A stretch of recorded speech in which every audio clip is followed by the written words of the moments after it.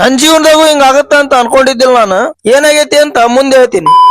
ನಮಸ್ಕಾರ. ಡೇ 44ಗೆ ಎಲ್ಲರಿಗೂ ಸ್ವಾಗತ. ನಿನ್ನೆ ರಾತ್ರಿ ನಾ ಮನ್ಯಾಗ ಮಕ್ಕೊಂದಿದ್ದೆ. ಅದಕ್ಕ ಬೆಳಗ್ಗೆ ಜಿಮ್ಮಿಗೆ ಹೋಗಕ್ ಸ್ವಲ್ಪ ಟೈಮ್ ಸಿಕ್ಕಿತ್ತ. ಅದಕ್ ಸೀದಾ ಜಿಮ್ಮಿಗೆ ಹೊಂಟಿನಿ ರೆಡಿ ಆಗಿ.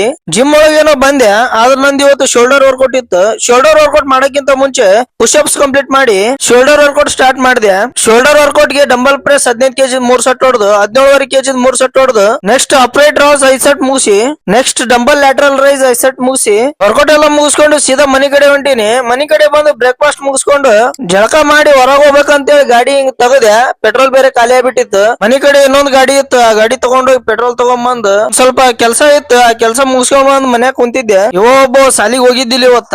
ಕ್ರಿಕೆಟ್ ಆಡಂಬ ಅಂತೇಳಿ ಗಂಟ್ ಬಿದ್ಬಿಟ್ಟ. ಒಂದ್ ಜೊತೆ ಹೋಗಿ ಏನ್ ಬಾಳ ಅಂದ್ರ 4 ಬಾಲ್ ಆಡಿದ್ದೆ ಅಷ್ಟ. ಫಾರಂ ನಿಂತ್ರ ಬೇರೆ ಫೋನ್ ಬಂತು ಬುತ್ತಿ ತಗೊಂಬ ಅಂತೇಳಿ. ಅದಕ್ ಸೀದಾ ಗಾಡಿ ತಗೊಂಡು ಬುತ್ತಿ ತಗೊಂಡು ಹೋಗಿ ಕೊಟ್ಟು ಬರೋದ್ನಾಗ ಬೇರೆ ನಾನು ಬರ್ತೀನಿ ಅಂತ ಅಂದ. ಅದಕ್ಕ ಫಾರಂ ನಿಂತ್ರ ಕರ್ಕೊಂಡ್ ಬಂದಿ ಅವನ ಮನಿಗೆ. ಅವನ ಮನಿಗೆ ಏನೋ ಕರ್ಕೊಂಡ್ ಬಂದ್ ಬಿಟ್ಟೆ. ರಾತ್ರಿ ಊಟಕ್ಕ ಮನ್ಯಾಗ ಬೇರೆ ಏನೂ ಇದ್ದಿಲ್ಲ. ಅದಕ್ಕ ಸ್ವಲ್ಪ ಚಪಾತಿ ಪಲ್ಯ ಮಾಡ್ಕೊಂಡ್ ತಿಂದು ಮತ್ತ ಫಾರಮಿಗೆ ಬುತ್ತಿ ತಗೊಂಡೋಗಿ ಕೊಟ್ಟು ಬಂದು ಇವತ್ತಿನ ಡೇನ ಕಂಪ್ಲೀಟ್ ಮಾಡಾಕತ್ತೀನಿ. ಮತ್ತ ನಾಳೆ ವಿಡಿಯೋಲಿ ಸಿಗ್ತೀನಿ. ಬಾಯ್.